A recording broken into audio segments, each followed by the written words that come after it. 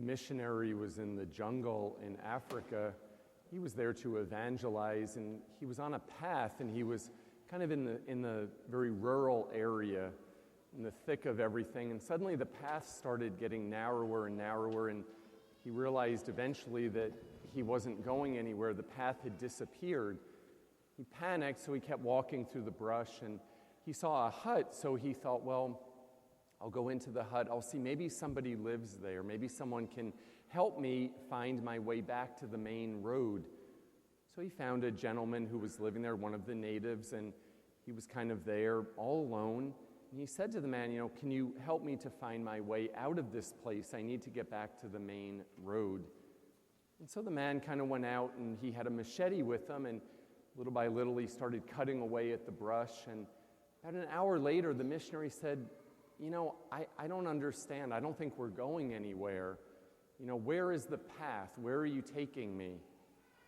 And the man said, in this particular place, my friend, I am the path. In other words, it's not always evident in front of us. Sometimes we have to follow another in order to find our way. Our gospel makes it very clear today who we are to follow, and that is Jesus Christ. He says very plainly, I am the way, I am the truth, I am the life. No one comes to the Father except through me. In other words, it is a personal and intimate relationship with Jesus Christ that we come to know God, that we come to know all of the emotions that go along with God, such as happiness, contentment, peace, joy, hope, the gift of love, the gift of being loved. We can search in many different places, but we only find it in God. We find it through the gift, as we hear in our first reading of our baptism, of being baptized, as we heard how 3,000 were baptized when the apostles went out in one day, in one place. What a sight that must have been. All the people that were there, they were looking for something. They found it. They found it through the gift of a relationship with God. In the second reading, we have the wonderful expression of, I have made you a holy nation, a royal priesthood. That's the priesthood of Jesus Christ, all of us together, sharing in the gift, because it's all of our responsibility. It's not just those who are here to celebrate Mass, the responsibility to evangelize, the responsibility to preach the gospel. It's all of our responsibilities to do so. And so we do that, and that's how we find God, maybe by giving it to another. But we've been set apart. We've been made special. God has a plan for us. And then in the gospel, as this story continues, it was the Last Supper, and they were all panicked, wondering, well, Jesus, are you leaving us? How are you going to leave us? Where are you going? Are we ever going to find you once again? And he assures them, no, I will be with you, but you know what? You got to come to know me, then you'll know the Father. And Philip represents a lot of us. Really, if you think about it, Philip says, well, how do we come to know the Father? And Jesus is just probably astounded, thinking, I've been with you for 3 years. You have followed me. You left everything, and you still don't get it. So he's trying to say to him, just continue to open up your eyes, and you will see me, you will see my presence, you will see a future.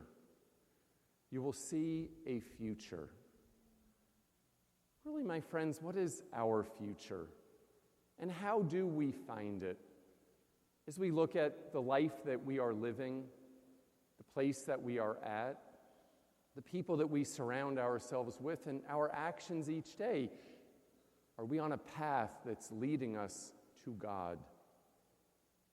There was a French painter who was asked to paint a depiction of contemporary life, his observations of people trying to find happiness.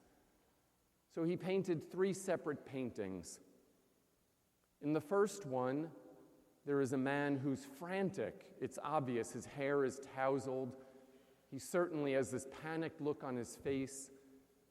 In the room that he's at, All the drawers are open, the cabinets are ajar, the pictures are ripped off the wall and kind of taken apart. It's evident that he's searching for something, looking for something.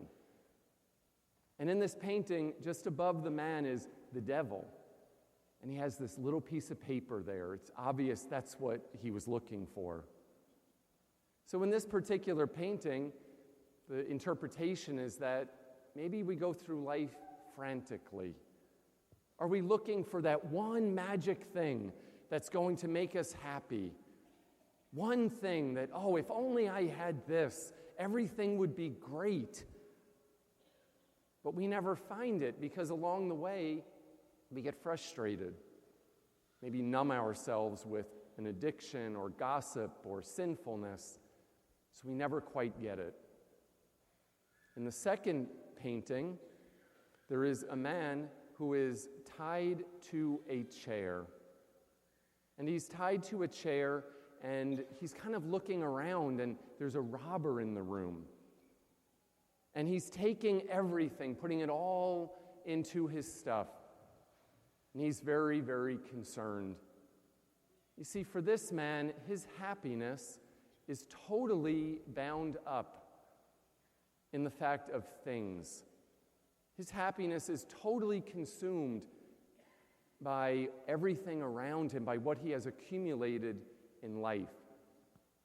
And he never quite finds it. And the third man is in a field, this third painting. And it has this man in a field, and he's down on his knees. There's all these holes, and he's digging holes. And the holes are getting bigger and bigger. And beside each hole, there's a box, and it's opened, and it's empty. And he's getting, again, kind of like, looking for something. Well, in this third situation, each of the boxes are his goals. The goals that he set are empty, and they're getting bigger and bigger because as he goes through life, it's never enough. Maybe it's a bigger house. Maybe it's a redone kitchen. Maybe it's the priorities somewhere that are very misaligned. So 3 people, 3 different ways of living. Being frantic, maybe looking for something. Being haggard, having empty goals. Maybe we're just bound up, and our life is tied up in everything else but what's really important. If someone asked you to depict your life, what would it look like in a painting? What would you be looking for? Where would you be going? What path are you on? You see, my friends, there's only one path. As a baptized Christian, Catholic, and that is the path to God. That is the path through Jesus Christ. And that path leads to that mansion of many rooms. And it is the one and only place that we will ever find true peace, true hope. And that path is the only way that we will ever find God.